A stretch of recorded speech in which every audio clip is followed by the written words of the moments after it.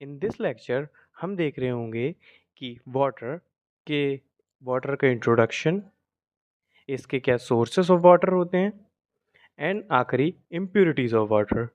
तो चलिए शुरू करते हैं अपने नए टॉपिक इंट्रोडक्शन ऑफ वाटर से।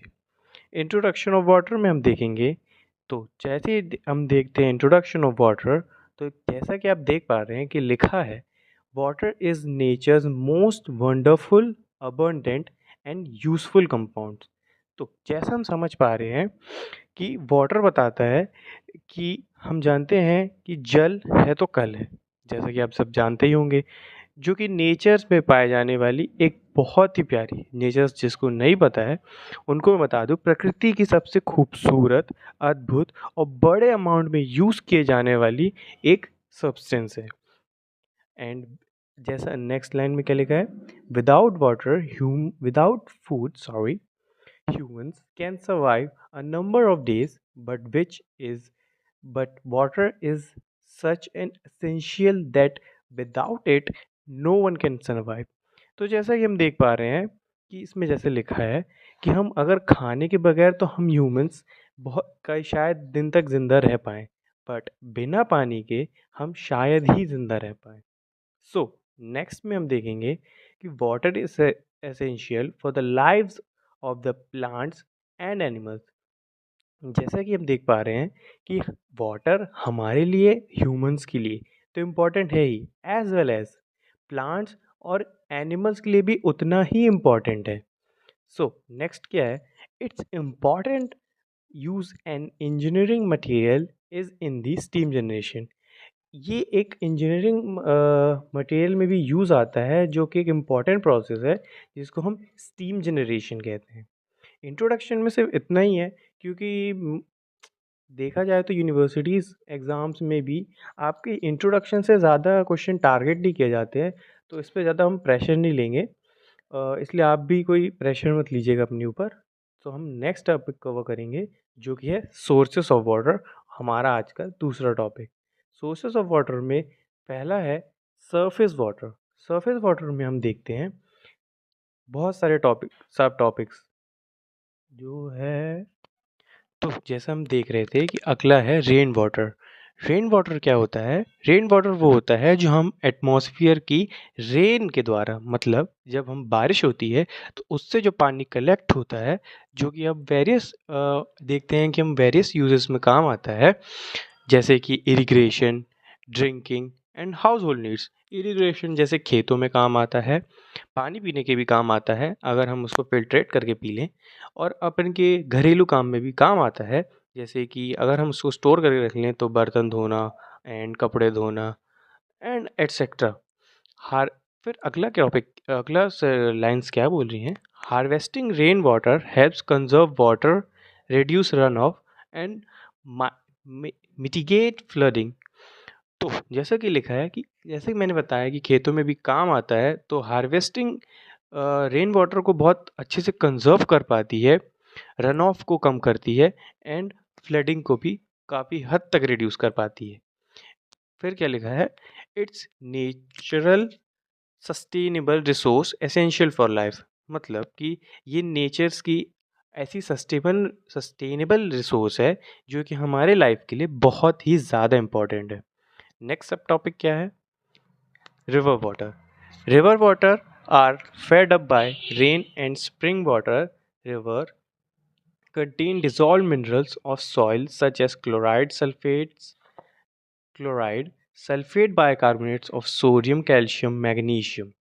सो रिवर वाटर, जैसे कि हम आप समझ सकते हैं कि जो रिवर्स में जो वाटर भरा रहता है वो कहाँ से आता है, रेनिंग के द्वारा। जब रेन होती है तो वो जो वाटर अपने ग्राउंड में स्टोर हो जाता है उसको रिवर वाटर कहते हैं, जो कि रिवर के द्वारा बहता है। उसमें हम देखते हैं उसकी जो मिट्टी होती है उनमें क्लोराइड पाया जाता है, सल्फेट, बाइकार्बोनेट्स किसके पाए जाते हैं, सोडियम, कैल्शियम एंड मैग्नीशियम के। और फिर क्या लिखा है, they also contain organic matter and small particle of sand and rock in suspension.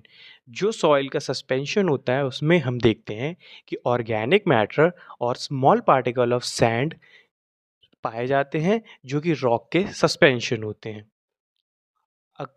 अगला देखा जाए तो सरफेस वाटर में एक अगला क्या सब टॉपिक है, लेक वाटर। लेक वाटर जैसा कि उसके नाम से ही पता चल रहा है, contain lesser amount dissolve minerals that even well water but और मैटर इज क्वाइट हाई। इसमें क्या लिखा है कि जो अमाउंट ऑफ डिजॉल्व मिनरल रहते हैं वो थोड़े कम रहते हैं वेल से, वेल मतलब कुएं से, बट जो ऑर्गेनिक मैटर रहते हैं वो वेल या तो कुएं से हाई रहते हैं। अगला सी वाटर। सी वाटर जैसा कि नेम उसका डिफाइन हो रहा है, सी वाटर मतलब सी से में जो वाटर रहता है। म- क्या लिखा है इसमें, most impure form of natural water contains about 3.5% of dissolve salts, out of which about 2.6% is sodium chloride. Other salt is present are sulfate of sodium, bicarbonates of potassium, magnesium and calcium.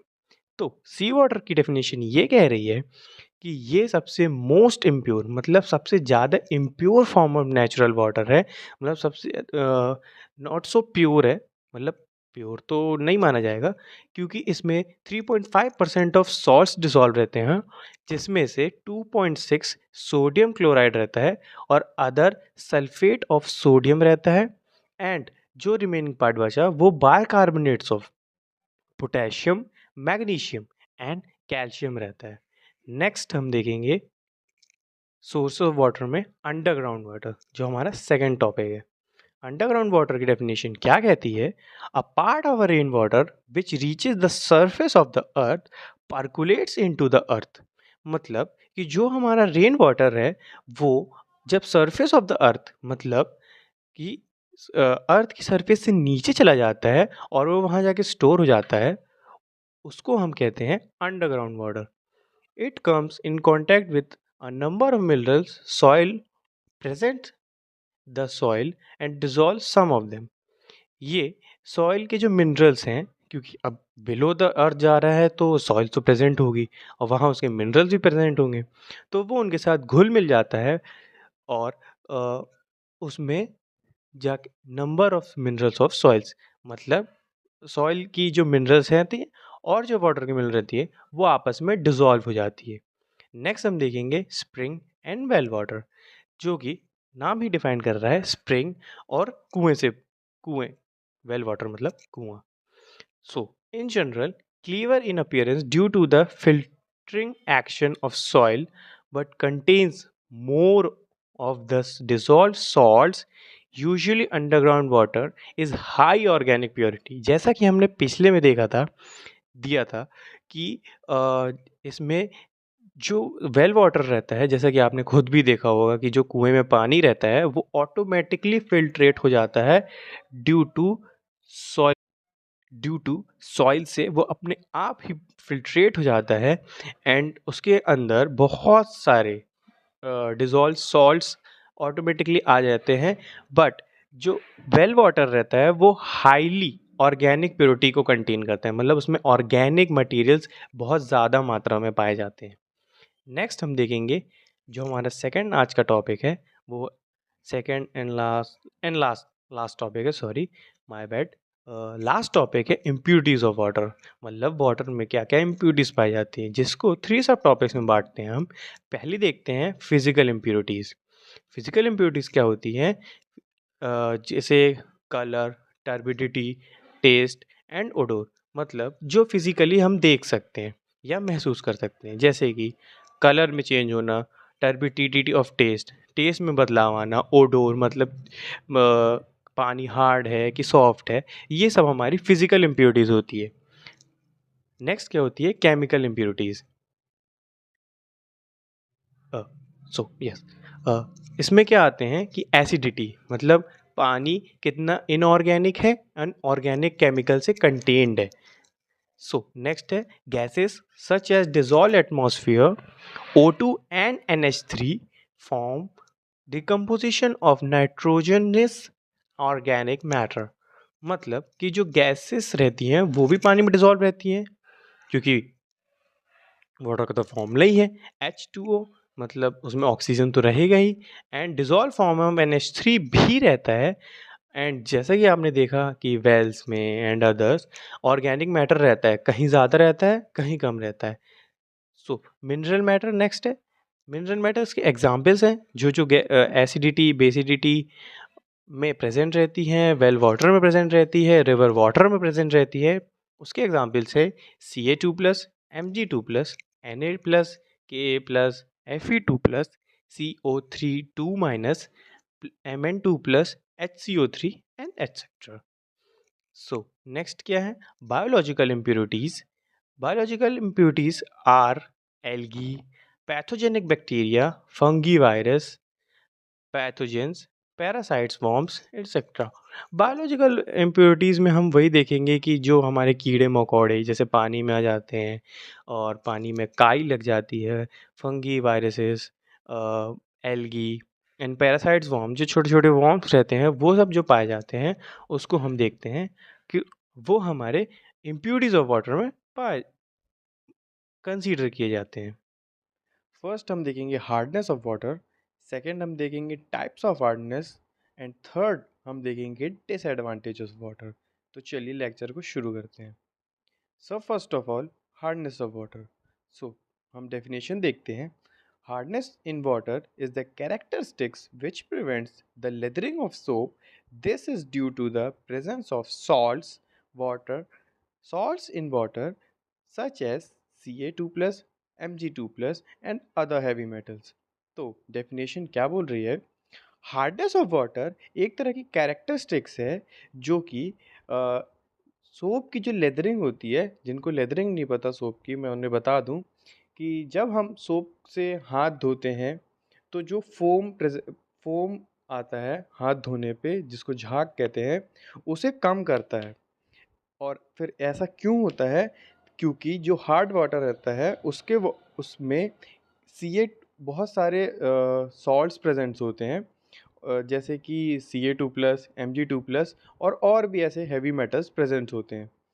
जैसा कि आप diagram में भी देख सकते हैं, यहाँ पे जो मैंने आपके लिए प्रोवाइड कर रखा है। आगे देखते हैं क्या है।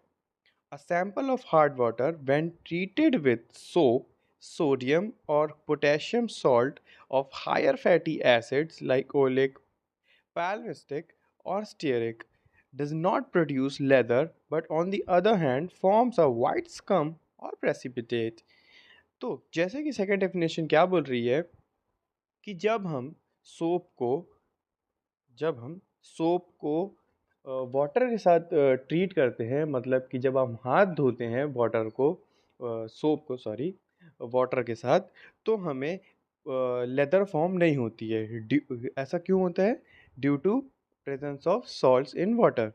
But on the other hand lather तो फॉर्म नहीं होती है, बट इसका मतलब ये भी नहीं है कि कुछ नहीं होता है। White scum like precipitates form होते हैं। वाइट स्कम जैसे थोड़े थोड़े जिसमें थोड़े थोड़े वाइट वाइट हाथ में आता है, आपने खुद एक्सपीरियंस किया होगा। तो लेट्स सी इसका एक इसकी एक अपन ये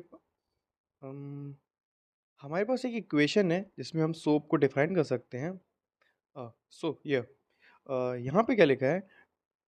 ये सोप की फॉर्मूला है गाइस।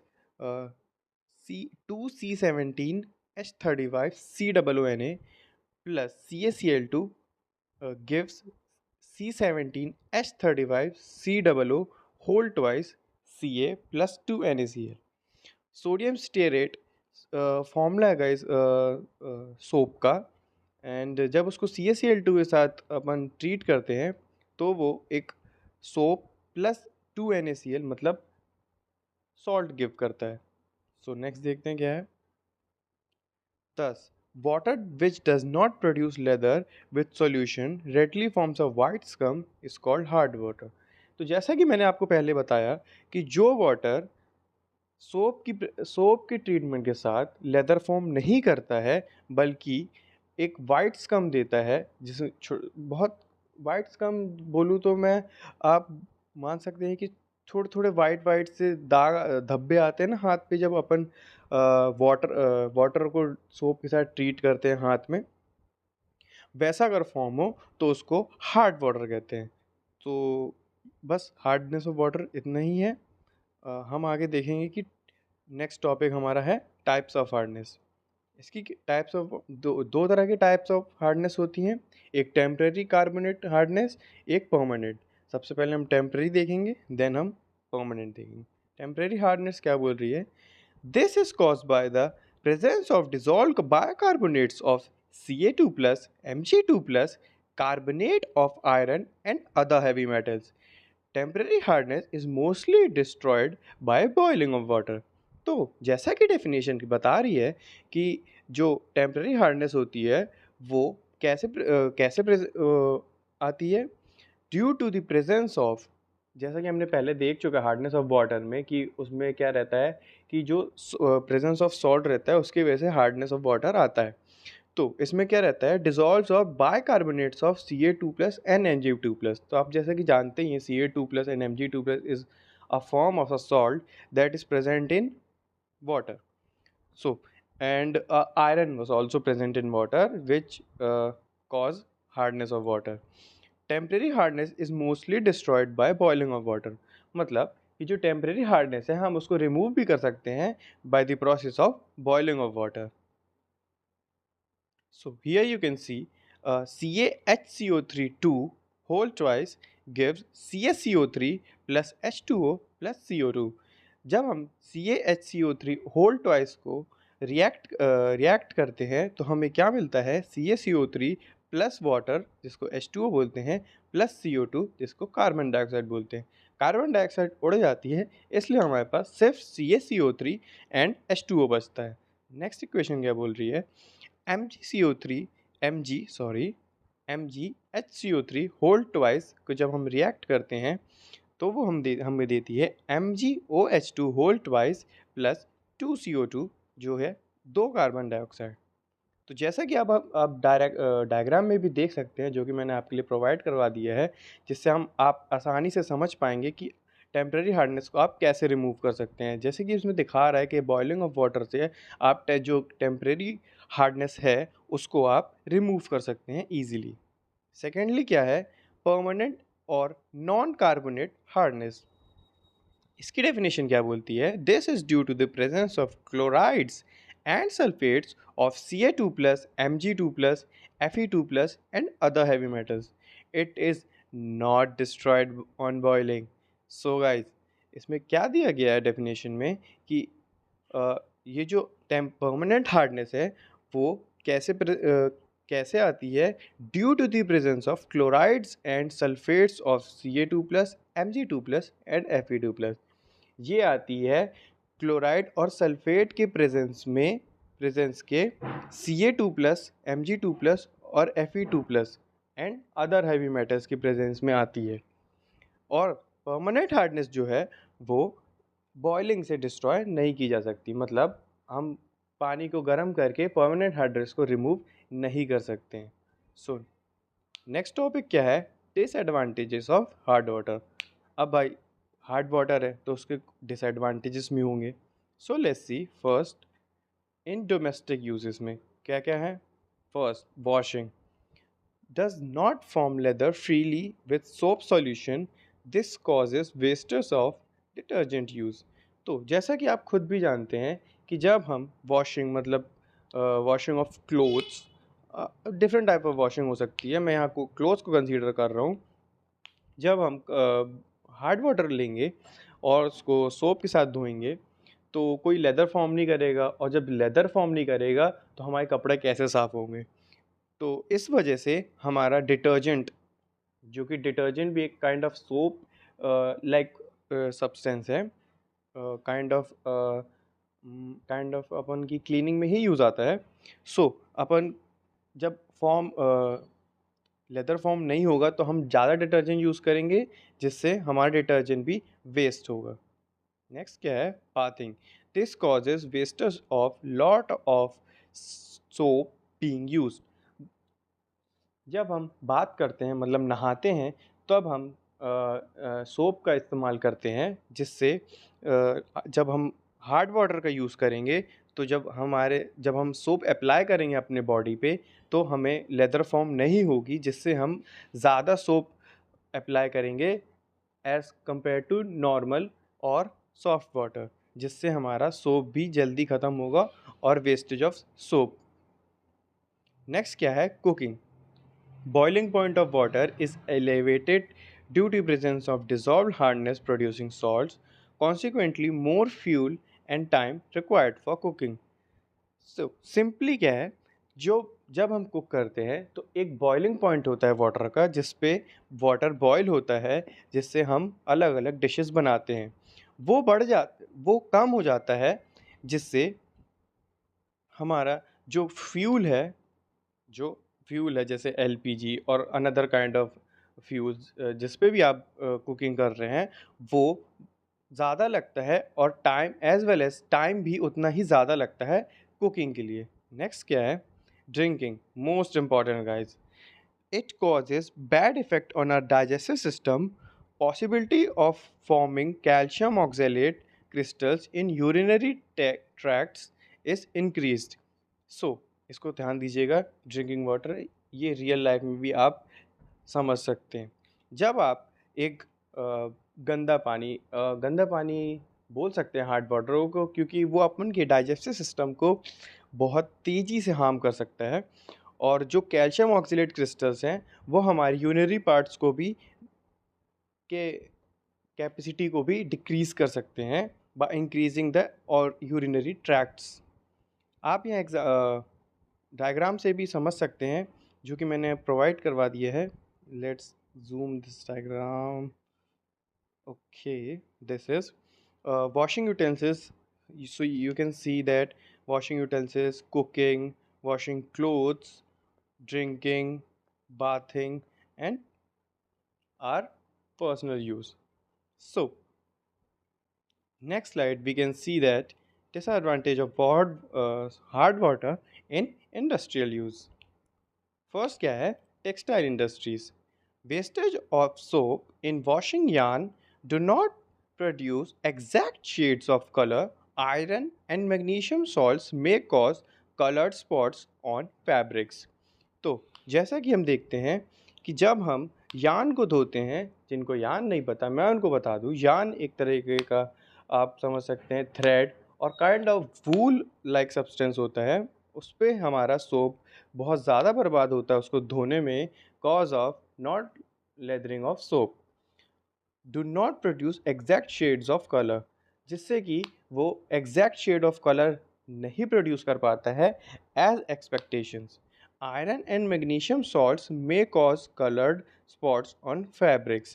आयरन और जो मैग्नीशियम सॉल्ट्स होता है वो कलर्ड स्पॉट्स ऑन फैब्रिक में कलर्ड स्पॉट्स प्रेजेंट्स कर देता है। लाइक जैसे चित्ता चित्ता पड़ जाता है ना कलर्स का फैब्रिक्स में। आपने कई जगह जैसे मार्केट में भी गए होंगे नए क्लोथ्स बाय करने, तो उसमें जो डिस्ट्रॉयड मटेरियल्स रहता है जो अब वो लोग एक तरफ कर देते हैं, मतलब जो सेल नहीं किया जा सकता है, उस पर आप देखेंगे तो वो एक रीज़न ये भी रहता है कि जैसे आप कोई प्रिंटिंग होती है या फैब्रिक की जो कलरिंग होती है उस पर स्पॉट्स बहुत ज़्यादा आ जाते हैं कलर के, तो इसलिए टेक्सटाइल इंडस्ट्रीज़ में ये इसके डिसएडवांटेज हैं। नेक्स्ट हम देखते हैं sugar industries causes difficulties in the crystallization of sugar due to the presence of sulfates, nitrates and alkali carbonates in water. तो शुगर इंडस्ट्रीज़ में सिंपली है गाइस कि जब हम डिफ़िकल्टीज़ क्रिएट कर देता है due to the crystallisation of sugar, किसकी प्रेजेंस के द्वारा, sulphates, nitrates and alkali carbonates जो कि वाटर में प्रेजेंट होते हैं, और वो क्रिस्टलाइजेशन ऑफ शुगर को बनाने में डिफ़िकल्टीज़ क्रिएट करते हैं। नेक्स्ट क्या है, dyeing industries. The dissolve calcium, magnesium and iron salts reactly with costly dyes forming undesirable puppets resulting in impure shades and give spots on the fabrics being dyed. जैसा कि textile industries में था, same as well as dyeing industries में भी होता है।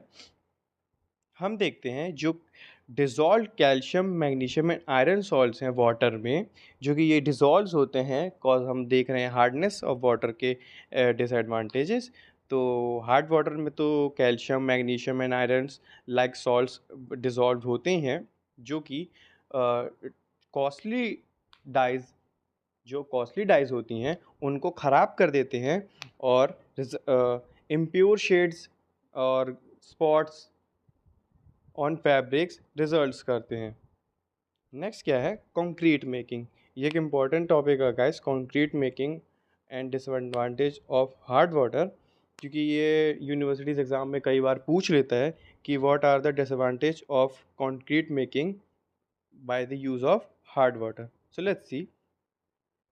Water containing chloride and sulfate, if used for concrete making, affect the hydration of cement and the final strength of the concrete।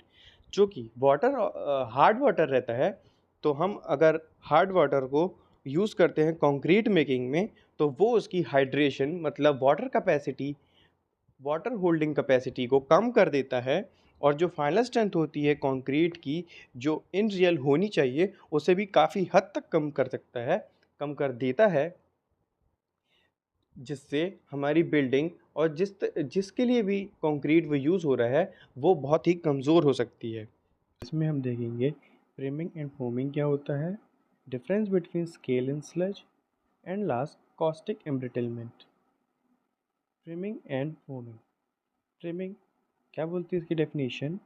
When boiler is steaming rapidly, some particles of the liquid water are caused along with the steam. This process of wet steam formation is called priming। तो जैसे कि definition बता रही है कि जब boiler बहुत जल्दी जल्दी, या हम कह सकते हैं कि बिना रुके स्टीम करता है, तब वाटर के कुछ पार्टिकल स्टीम के साथ प्रोसेस होने लगते हैं। अब चूँकि वाटर के पार्टिकल स्टीम होंगे तो वेपर फॉर्म करेंगे, जिससे वो एरिया और बॉयलर वेट होगा। तो इसी वेट स्टीम प्रोसेस को प्रिमिंग कहते हैं। आप डायग्राम जो मैंने प्रोवाइड कर रखा है उससे भी आप आइडिया लगा सकते हैं कि प्रिमिंग कैसे फॉर्म होती है। तो आइए देखते हैं वो प्रिमिंग कैसे फॉर्म होती है। Presence of large amount of dissolve solids. तो डिजॉल्व सॉलिड्स की बहुत भारी मात्रा में प्रेजेंस प्रिमिंग को फॉर्म करती है। हाई स्टीम वेलोसिटी, मतलब कि जो स्टीम की जो वेलोसिटी है वो बहुत हाई रखी जाती है। सडन बॉइलिंग, मतलब अचानक से जब बॉइलिंग चालू कर दी जाए तब भी प्रिमिंग फॉर्म होती है।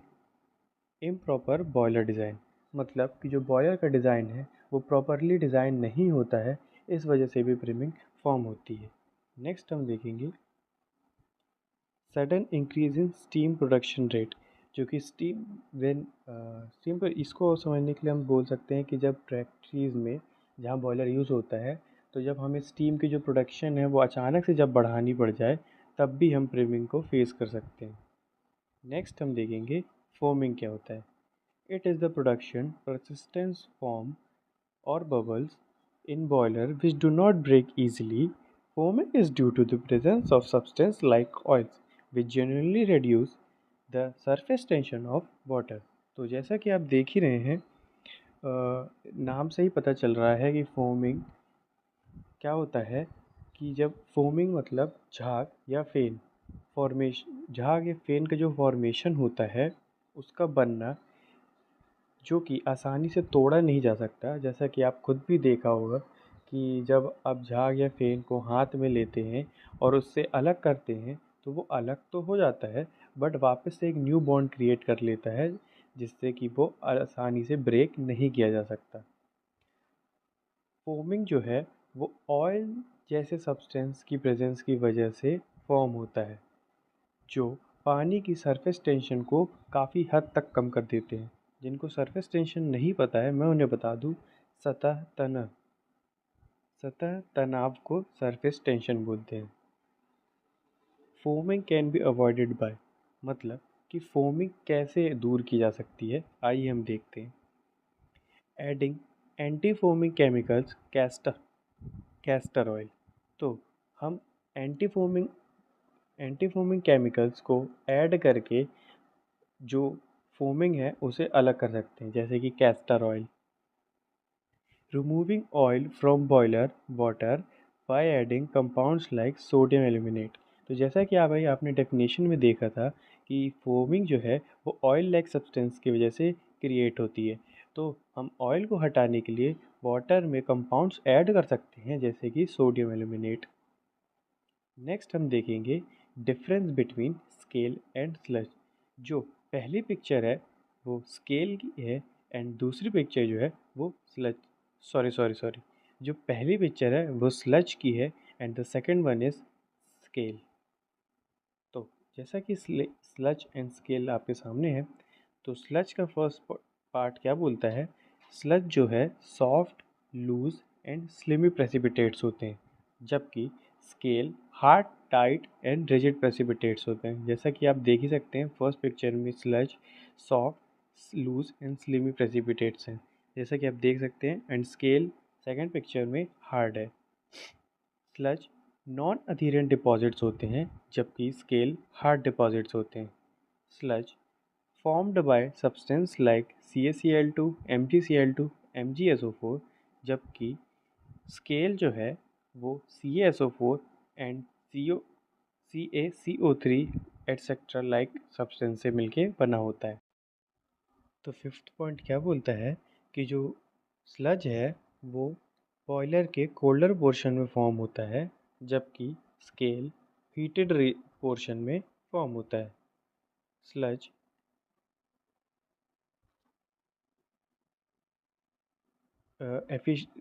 एफिशिएंसी ऑफ बॉयलर को डिक्रीज़ कर देता है, बट लेस डेंजरस होता है, मतलब कि ज़्यादा डेंजरस और नहीं होता है। जबकि स्केल डेफिशिएंसी ऑफ बॉयलर को डिक्रीज़ कर देता है और चांसेस रहते हैं एक्सप्लोजन के भी। अगला टॉपिक है caustic embrittlement. Caustic embrittlement is a type of boiler corrosion caused by using highly alkaline water in the boiler। तो जैसा कि ये हम डेफिनेशन से समझ सकते हैं, कॉस्टिक एम्ब्रिटलमेंट एक तरीके का बॉयलर कोरोजन है जो कि यूज़ किया जाता है एल्कलाइन वाटर बॉयलर में। During softening process of lime soda process, free Na2CO3 is usually present in small proportion in the softened water. In high pressure boiler, Na2CO3 decompose to give sodium hydroxide and carbon dioxide। तो जैसा कि definition बता रही है कि जब हम softening of water करते हैं, कौन सी प्रोसेस से, लाइम सोडा प्रोसेस से, तो जो फ्री Na2CO3 है वो एक स्मॉल प्रपोर्शन में प्रेजेंट होते हैं, किसमें, सॉफ्टेंड वाटर में। जब हाई प्रेशर बॉयलर में Na2CO3 डिकम्पोज किया जाता है तो वो sodium hydroxide and carbon dioxide देते हैं।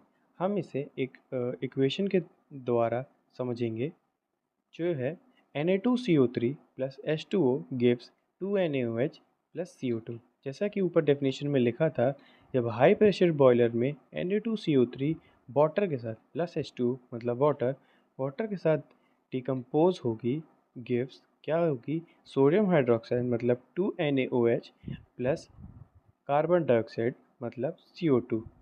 सो नेक्स्ट क्या है, and make the boiler water caustic. Water caustic मतलब, कॉस्टिक मीन्स बहुत ही हाईली कंसनट्रेटेड केमिकल होता है, जिससे हम जलाने और अदर उसमें भी यूज़ किया जाता है कॉस्टिक सोडा। कॉस्टिक सोडा का एक एग्जांपल ले सकते हैं, जैसे आप जब कहाँ काई जम जाती है तो उसमें अपन गिरा देते हैं जिससे काई हट जाती है। तो the NaOH containing water flows into the minute has caustic always present in the inner side of the boiler।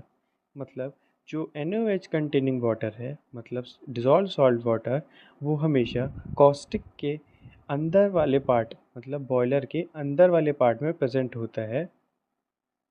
Hence water evaporates in the dissolved caustic soda concentration increases progressively। मतलब जो वाटर एवापोरेट होता है boiler में, तो वो caustic soda का जो concentration है वो प्रोग्रेसिवली बढ़ा देता है, मतलब कि इनिशियल स्टेज से फाइनल स्टेज तक बहुत जल्दी जल्दी होने लगता है। The caustic soda attacks the surrounding area thereby dissolving iron boiler as sodium ferrite।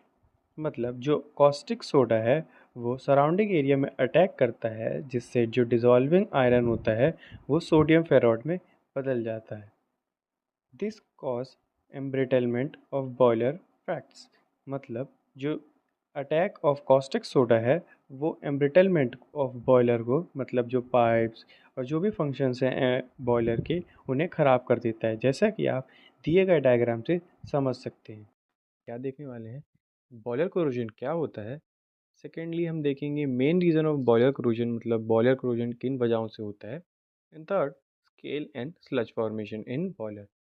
Lecture third में मैंने स्केल एंड स्लज में डिफरेंस बताया है, तो जिन स्टूडेंट्स को स्केल एंड स्लज में डिफरेंस में दिक्कत आ रही है तो वो हमारी लेक्चर थर्ड ज़रूर देख सकते हैं। सो स्टार्ट करते हैं बॉयलर कोरोजन से। क्या लिखा है, फर्स्ट हम पढ़ेंगे देन हम इसकी मीनिंग समझेंगे। Okay, boiler corrosion is decay of boiler material by a chemical or electrochemical attack by its environment. Boiler corrosion is the gradual destruction of the boiler's metal components due to chemical reaction between the metal and various substances within the boiler. Corrosion can lead to significant operational and safety issues, reducing the efficiency and lifespan of the boiler. So, basically इस definition में ये लिखा है कि आप सब तो जानते हैं बॉयलर क्या होता है। बॉयलर एक इंस्ट्रूमेंट या मशीन होती है जिसमें वाटर को बॉयल किया जाता है ऑन अ लार्ज स्केल, जैसा कि आप वीडियोस में भी देख सकते हैं। तो बॉयलर कोरोजन क्या है कि जब हम बॉयलर में पानी को गर्म करते हैं, मतलब बॉयल करते हैं, तो फॉर श्योर वहाँ पे ऑक्सीजन भी प्रेजेंट होता है, जिस वजह से वहाँ पे कोरोजन हो जाता है। तो वही हम आगे देखेंगे बॉयलर किस वजह से होता है, बट हम पहले फोकस करते हैं बॉयलर क्या है। तो बॉयलर क्या है, boiler corrosion is decay of boiler material by a chemical और electrochemical attack by its environment. मतलब बॉयलर की जो कोरोजन है, कोरोजन का जो मटेरियल है वो केमिकली और इलेक्ट्रोकेमिकली का जो अटैक होता है बॉयलर में थ्रू इट्स इन्वायरमेंट, मतलब इन्वायरमेंट के अंदर जो उसमें अटैक होता है किनका, केमिकल और इलेक्ट्रोकेमिकल का जो अटैक होता है बॉयलर पे, उसे बॉयलर कोरोजन भी कहते हैं। Boiler corrosion is the gradual destruction of the boiler metal component due to chemical reaction between the metal and various substances within the boiler. So boiler corrosion में वो जो ग्रेजुअली, मतलब धीरे धीरे जो डिस्ट्रक्शन होता है, वो बॉयलर का जो metal portion of the boiler होता है, मतलब जहाँ जहाँ मेटल यूज़ होता है, वो केमिकल रिएक्शंस जो होती हैं अंदर, जिस वजह से पानी बॉयल किया जाता है बॉयलर के अंदर, वो मेटल और अदर सब्सटेंस को ख़राब करता है बॉयलर के। corrosion can lead to significant operational and safety issues. मतलब जो corrosion है वो सेफ्टी इश्यूज को भी बर्बाद करता है। रिड्यूसिंग द एफिशिएंसी, मतलब बॉयलर की जो एफिशिएंसी होती है बॉयल करने की, उनको भी काफ़ी हद तक कम करता है। और life span of the boiler, मतलब कि वो जो लाइफ होती है एक बॉयलर की, वो उसको भी काफ़ी हद तक कम कर देता है। तो चलिए हम देखते हैं अब main reason for boiler corrosion, मतलब बॉयलर किन वजहों से होता है। फर्स्ट हमारा है डिसॉल्व ऑक्सीजन। तो डिसॉल्व्ड ऑक्सीजन में हम क्या देखते हैं, water are usually contain about 8 ml of dissolved oxygen per litre at room temperature. तो जैसा कि हम जानते ही हैं कि जो वाटर है वो अपने पर लीटर ऑफ वॉल्यूम में 8 ml डिसॉल्व्ड ऑक्सीजन कंटेन करता है।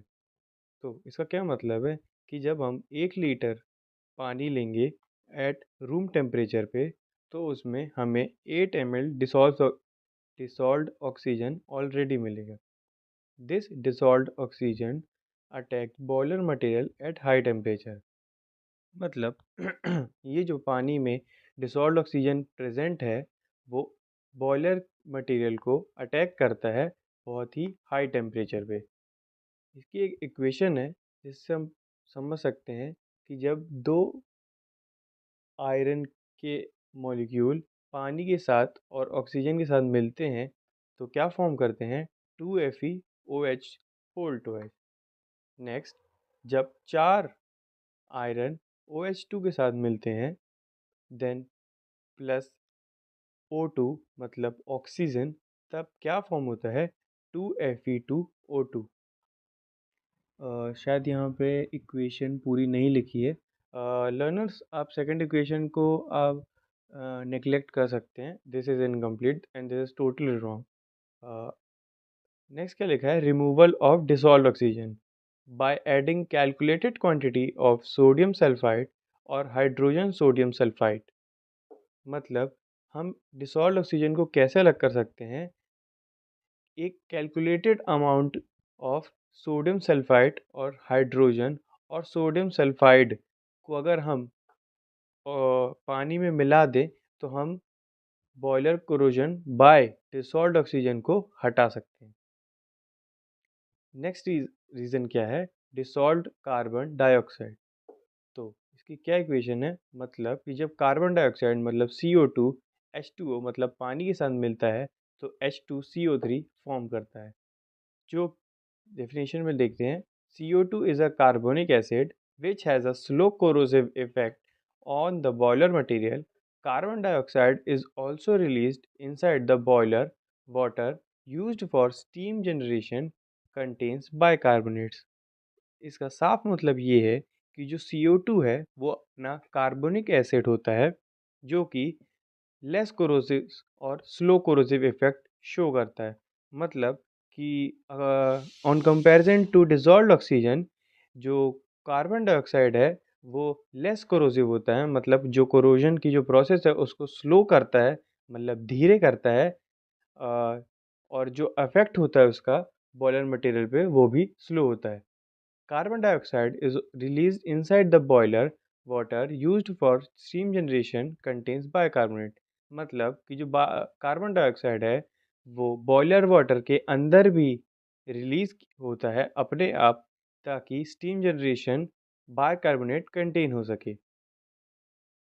इसकी हम इक्वेशन देखते हैं तो क्या दी गई है, MgHCO3 whole gives MgCO3 plus H2O plus CO2।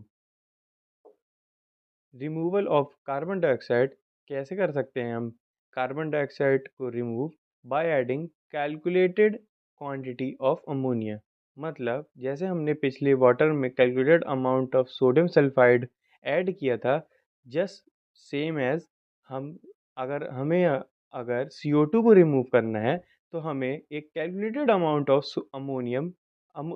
Ammonia हमें इसमें डिज़ोल्व करना पड़ेगा, जिसकी इक्वेशन है 2NH4OH प्लस CO2 को अगर हम रिएक्ट करेंगे तो NH4 whole twice plus CO3 plus H2O मतलब वाटर मिलेगा। Third, acid from dissolve salts. Acid from dissolve salts, तो इसकी क्या कहती है, water containing dissolve magnesium salts liberate acid on hydrolysis. मतलब कि जो वाटर में डिजॉल्व मैग्नीशियम सॉल्ट्स हैं उनको जब हाइड्रोलिसिस कराते हैं तो वो एसिड निकालते हैं, मतलब लिबरेट करते हैं। इसकी इक्वेशन देखी जाए तो क्या दी गई है, MgCl2 प्लस 2H2O जब रिएक्ट करते हैं तो MgOH whole twice plus 2HCl देते हैं। The liberated acid react with iron of the boiler. मतलब जो एसिड लिबरेट हुई है हाइड्रोलिसिस में वो आयरन के साथ मिलके फॉर्म होती है। तो इसकी इक्वेशन क्या दी गई है, Fe प्लस 2HCl क्या देता है, FeCl2 प्लस H2 मतलब हाइड्रोजन। नेक्स्ट इसकी इक्वेशन क्या है, FeCl2 प्लस 2H2 जब मिलते हैं तो क्या फॉर्म करते हैं, FeOH whole twice plus 2HCl। Scale and sludge formation, जो आज का लास्ट टॉपिक है। इस पे मैंने एक डिफरेंस भी स्केल एंड स्लज पे बना रखा है जो हमारा लेक्चर 3 में कवर हो चुका है। तो जिन स्टूडेंट्स को प्रॉब्लम है वो लेक्चर 3 को कंसीडर कर सकते हैं। सो let's C scale and sludge formation क्या होता है। Basically scale and sludge formation होता है स्केल कैसे बनता है एंड स्लज कैसे बनता है, थ्रू डेफिनेशन हम समझेंगे now. Boiler water evaporates continuously and the concentration of the dissolved salts increases. मतलब कि जब बॉयलर में वाटर एवापोरेट्स होता है लगातार, तो जो कंसंट्रेशन होता है डिजॉल्व सॉल्ट्स का वो भी बढ़ता है। When the concentration reach saturation point, they are thrown out of the water in the form of precipitate on the inner wall of the boiler। मतलब कि जब कंसंट्रेशन एक अपने सैचुरेशन पॉइंट तक पहुंच जाता है, तब वो वाटर तब वो जो प्रेसिपिटेट्स होते हैं वो वाटर को से बाहर फेंक दिए जाते हैं। कहाँ पे? इनर वॉल, मतलब बॉयलर की अंदरी सतह पर जाके चिपक जाते हैं। इफ द प्रेसिपिटेशन, मतलब कि जो एवापोरेट हुए हैं। So if the precipitation takes place in the form of loose and slim precipitates, it is called sludge.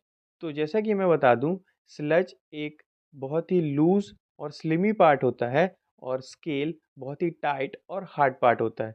तो जब लूज और स्लिम प्रेसिपिटेट जाके inner wall of the boiler चिपक जाते हैं, तो उसे हम स्लज कहते हैं। और जब precipitate matter from hard adhering crust coating on the inner wall of the boiler, it is called a scale. तो जैसा कि डेफिनेशन भी बता रही है कि जब इनर वॉल में स्लिम और लूज प्रेसिपिटेट होगा तो वो स्लज कहलाएगा, और जब कोई हार्ड वेट अ मिनट हाँ, हार्ड और अधीरिंग क्रस्ट कोटिंग होगी इनर वॉल पे, तो वो हमारी स्केल कहलाएगी। आप डायग्राम पे से भी कंसीडर कर सकते हैं। So thanks for watching learners. आज हमारा वाटर चैप्टर यहीं ख़त्म होता है। एंड अब जैसा कि आपने देखा, हमने 4 लेक्चर्स में पूरा वाटर चैप्टर ख़त्म कर चुका है। तो जिन भी स्टूडेंट्स को वाटर चैप्टर में दिक्कत जा रही थी, वो हमारी वाटर इंजीनियरिंग केमिस्ट्री की प्लेलिस्ट को ज़रूर कंसीडर कर सकता है। अब हम आगे इंजीनियरिंग मैकेनिक्स से कुछ चैप्टर्स कवर करने वाले हैं, जो कि इसी चैनल पर अपलोड की जाएंगी। सो जिन भी स्टूडेंट्स को इंजीनियरिंग मैकेनिक्स में डाउट्स हैं, वो हमारी आने वाली वीडियोस को ज़रूर से ज़रूर कंसीडर कर सकते हैं। तो thank you guys, keep tuning. मैं मिलता हूँ आपसे नेक्स्ट लेक्चर में।